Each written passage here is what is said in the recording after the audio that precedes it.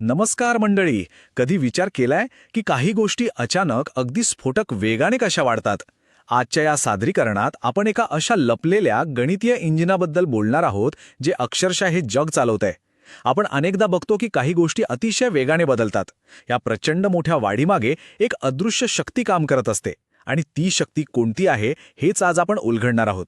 कारण गणित म्हणजे फक्त कागदावरची आकडेमोड नव्हे, तर तो निसर्गाचा आणि अर्थकारणाचा मूळ पाया आहे. आता एक साधा आणि कुतूहल निर्माण करणारा प्रश्न घेऊया. बॅक्टेरिया म्हणजे जीवाणू एका तासात दुप्पट कसे होतात? किंवा एखाद्या आजाराची साथ रातोरात कशी पसरते? कंपाऊंड इंटरेस्टने म्हणजेच चक्रवाढ व्याजाने गुंतवलेले पैसे अचानक एवढ्या झपाट्याने कसे वाढतात? हे सगळं घडतं तरी कसं? एखाद्या गोष्टीची वाढ अचानक एवढी स्फोटक कशी होऊ शकते? या सगळ्या प्रश्नांचं उत्तर एका सोप्या संकल्पनेत दडलंय. आणि ती संकल्पना म्हणजे एक्सपोनेंट्स, किंवा मराठीत सांगायचं तर घातांक. तर आजच्या या सत्रात आपण काय काय पाहणार आहोत? 1. घातांकाची जादू. 2. ते काम कसं करतात. 3. खऱ्या आयुष्यातील घातांक. 4. पैसा आणि बॅक्टेरियाची वाढ. आणि शेवटी पाहूया घातांकाची ताकद दाखवणारी एक छोटीशी चाचणी. सुरुवात करूया पहिल्या भागापासून, घातांकाची जादू.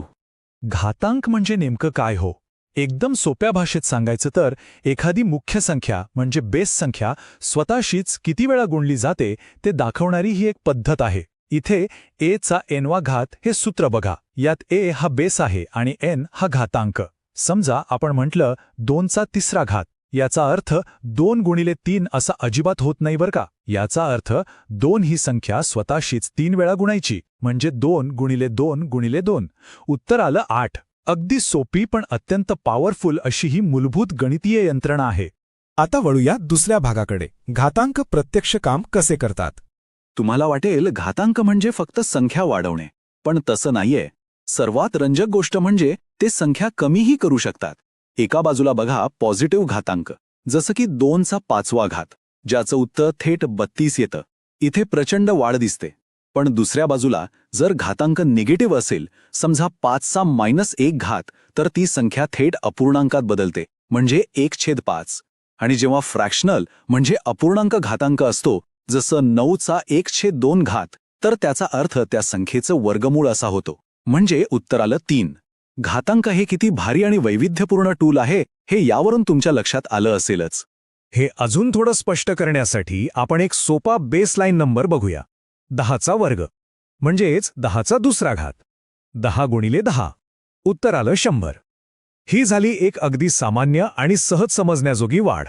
पण आता खरी गंमत बघा. आपण घातांकामध्ये फक्त एका अंकाने वाढ केली, म्हणजेच 10चा दुसरा घात ऐवजी 10चा तिसरा घात केला, तर उत्तर थेट 1000 येतं. हा एक जबरदस्त मोठा आणि स्फोटक बदल आहे. घातांकाचा आकडा थोडा जरी वाढला तरी मुख्य उत्तरात किती भयानक मोठी उडी येऊ शकते हे यातून दिसतं. तुम्हाला एक फॅक्ट सांगू. गणिताच्या याच नियमानुसार जर तुम्ही एका कागदाची घडी 42 वेळा घातली ना, तर त्याची जाडी इथून थेट चंद्रापर्यंत पोचेल. हीच आहे घातांकाची खरी पॉवर. आता तिसरा आणि सर्वात महत्त्वाचा भाग, खऱ्या आयुष्यातील घातांक. तुम्ही म्हणाल याचा रोजच्या आयुष्यात काय उपयोग? तर मंडळी, हे खऱ्या अर्थाने अद्भुत आहे. घातांकाचा वापर किती वेगवेगळ्या क्षेत्रांत होतो ते पहा. बॅक्टेरियाची वाढ ही एक्सपोनेन्शियल ग्रोथचं एक क्लासिक उदाहरण आहे.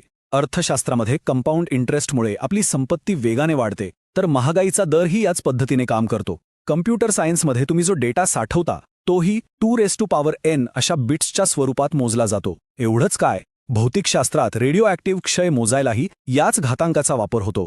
म्हणजे विचार करा, तुमचा मोबाईल, तुमचं बँक अकाउंट आणि हे पर्यावरण, सगळ्यांवर या एकाच गणितीय तत्वाचा प्रभाव आहे.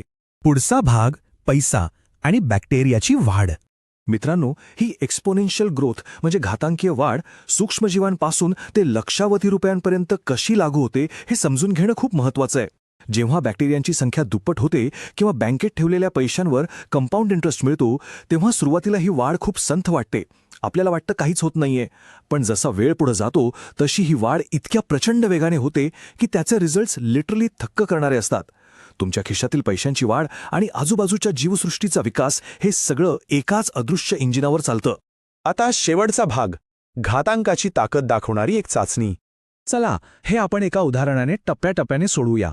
समजा तुमच्याकडे 1000 रुपये आहेत आणि ते कंपाऊंड इंटरेस्टने दरवर्षी दुप्पट होत आहेत. तर 3 वर्षांनी काय होईल? पहिल्या वर्षी, दुसऱ्या वर्षी आणि तिसऱ्या वर्षी रक्कम दुप्पट होत जाईल. गणिताच्या भाषेत सांगायचं तर तुमची बेस रक्कम आहे 1000 आणि दुप्पट होण्याचा दर आहे 2, ज्याचा घातांक 3 वर्षे आहे. म्हणजे 2चा तिसरा घात जो 8 होतो. त्यामुळे 1000 गुणिले 8 बरोबर 8000 रुपये. अवघ्या 3 वर्षात 1000चे थेट 8000 होतात. विचार करा, हे जर 10 किंवा 20 वर्षे चाललं तर आकडा कुठे जाईल? हेच आहे घातांकाचे खरे सामर्थ्य. थोडक्यात सांगायचं तर घातांक म्हणजे फक्त शाळेतलं गणित नाहीये, तो वाढ आणि घट यांचा प्रत्यक्ष हिशोब आहे. आजच्या या विश्लेषणातून एक गोष्ट तर नक्कीच क्लिअर झालीय की बॅक्टेरिया असो, पैसा असो, डेटा असो किंवा रेडिओ ॲक्टिव्हिटी, घातांक सगळीकडेच दडलेले आहेत. त्यामुळे ही संकल्पना समजून घेणं म्हणजे आपल्या या सुपरफास्ट बदलणाऱ्या जगाला समजून घेणं आहे. मला खात्री आहे की आजचं हे विश्लेषण तुम्हाला नक्कीच ज्ञानवर्धक वाटलं असेल. जाता जाता फक्त एवढाच विचार करा, जर एक छोटासा बॅक्टेरिया घातांकाच्या जोरावर काही तासात जग व्यापू शकतो, तर तुम्ही दररोज स्वतःमध्ये केलेली फक्त 1% सुधारणा तुमच्या आयुष्यात किती मोठा आणि एक्सपोनेन्शियल बदल घडवून आणेल. विचार नक्की करा आणि हो, सबस्क्राईब करा आणि शेअर करा माझ्या चॅनलला.